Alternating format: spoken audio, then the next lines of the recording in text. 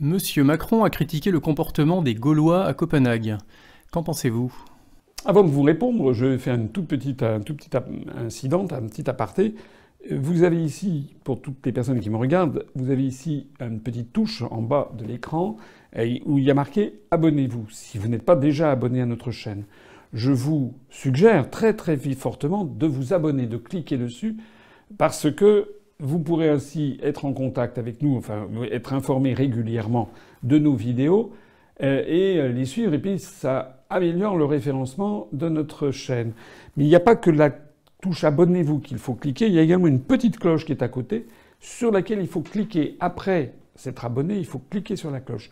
Parce que quand vous aurez cliqué sur la cloche, à ce moment-là, vous aurez des notifications qui parviendront directement sur votre ordinateur dès que nous mettons en ligne une nouvelle vidéo. Et c'est important parce que ça aussi, ça améliore le référencement. Notre chaîne en ce moment, la chaîne YouTube de l'UPR, a une très forte croissance. C'est l'une des plus fortes croissances de toutes les chaînes politiques françaises. Et nous sommes très bien placés. Et on veut justement, puisque les médias français nous boycottent, eh bien nous avons décidé d'avoir, nous, notre propre chaîne qui se développe très rapidement.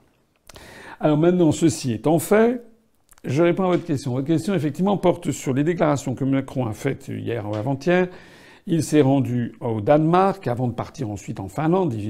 Il fait des voyages comme il n'a pas grand-chose à faire puisqu'il n'est jamais que le larbin d'une oligarchie qui lui a dit que c'est ce qu'il fallait faire. M. Macron restera, je pense, de tous les présidents de la République, celui qui aura passé le plus de temps en avion, du moins la première année de son pontificat, puisqu'il est allé dans un nombre de destinations absolument hallucinant. Peut-être a-t-il une vocation rentrée de steward. Il aurait peut-être voulu être steward à Air France, c'est peut-être ça, je ne sais pas.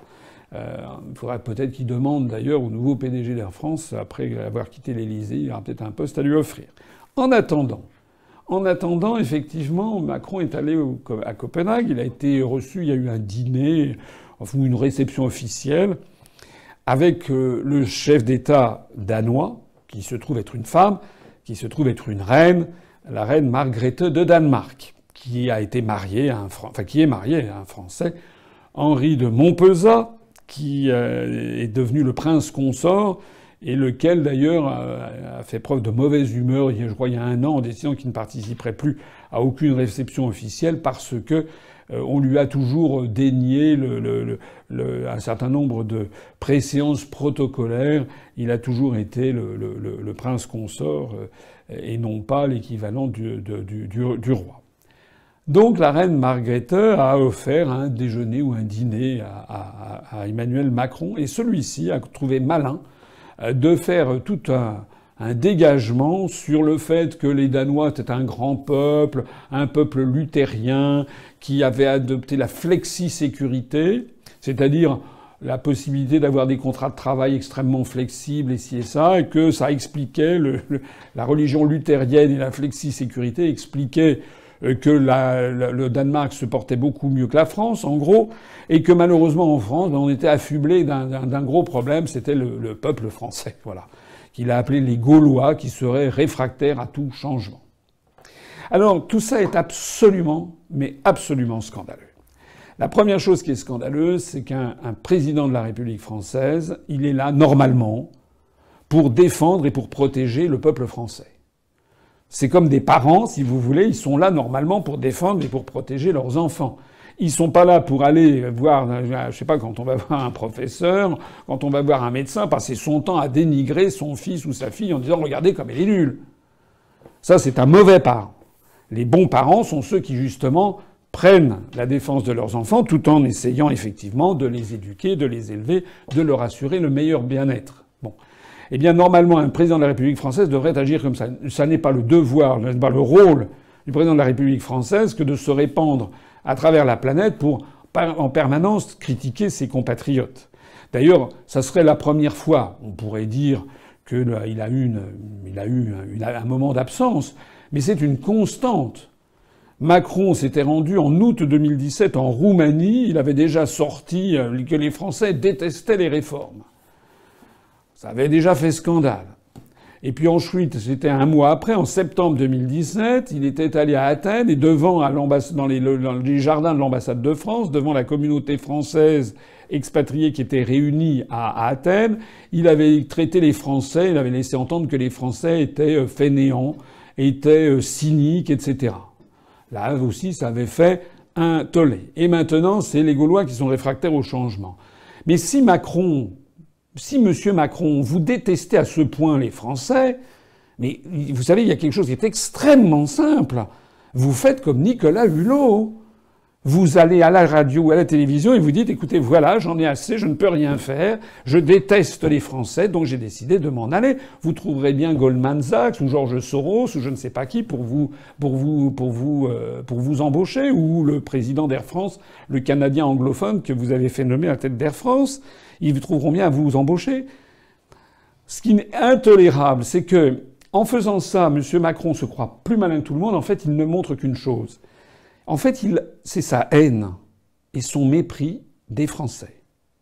J'ai rappelé les déclarations qu'il avait faites en Roumanie, en Grèce, au Danemark, mais tout le monde a à l'esprit des déclarations insensées qu'il avait faites avant même d'être élu, quand il avait parlé d'ouvrières bretonnes qui étaient toutes à moitié illettrées, quand il avait dit également que pour se payer un costard, il fallait travailler, etc., etc. Il avait, dans tous les cas, montré un mépris incroyable pour les Français. Et pas seulement du mépris, mais une certaine forme de haine. La deuxième chose qu'il faut dire, c'est que ces propos sont très mal perçus à l'étranger. Est-ce que vous imaginez, par exemple, Vladimir Poutine, président de la Fédération de Russie, venant en France et commençant à expliquer que vraiment les Russes sont nuls, et commençant à critiquer son propre peuple? Ou vous imaginez le président Xi Jinping se rendant, je ne sais pas, en Angleterre et commençant à dire que les Chinois sont en dessous de tout. Ou le président des États-Unis se rendant, je ne sais pas moi, en Papouasie-Nouvelle-Guinée et expliquant que les Américains, vraiment, ça le fait pas. Voilà. Non, vous n'imaginez pas ça. Vous n'imaginez pas ça parce que c'est totalement incongru. On serait gêné. Ben, les Danois ont certainement été gênés. Derrière le sourire, ils ont certainement été très gênés de cette sortie. Et puis il y a encore une troisième chose à dire sur cette affaire. C'est l'imbécilité intrinsèque de la déclaration de Macron à Copenhague. Il trouve effectivement, c'est vrai, que la situation économique et sociale au Danemark est meilleure qu'en France. En France, où on a un taux de chômage record, etc. Ça, c'est exact.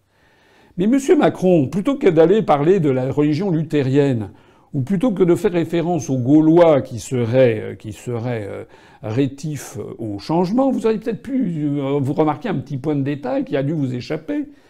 C'est que le Danemark a refusé l'euro.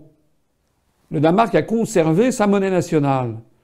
Justement parce qu'il avait refusé le traité de Maastricht. Et grande catastrophe, il avait fallu remodeler cette affaire. Le fait que le Danemark ait conservé sa monnaie nationale est peut-être pour un petit peu plus de choses que la religion luthérienne ou que le fait que les Vikings acceptent plus le changement, selon vous, que les Gaulois. Quelle incompétence doublée d'une telle suffisance!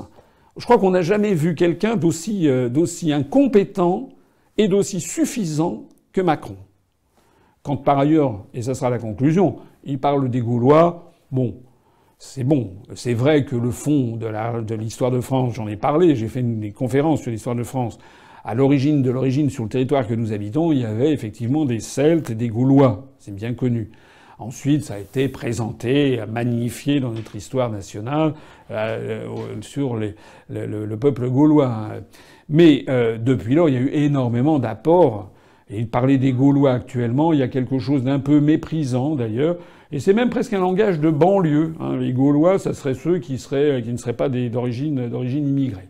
Donc tout ça, en fait, est extrêmement indécent, extrêmement malséant.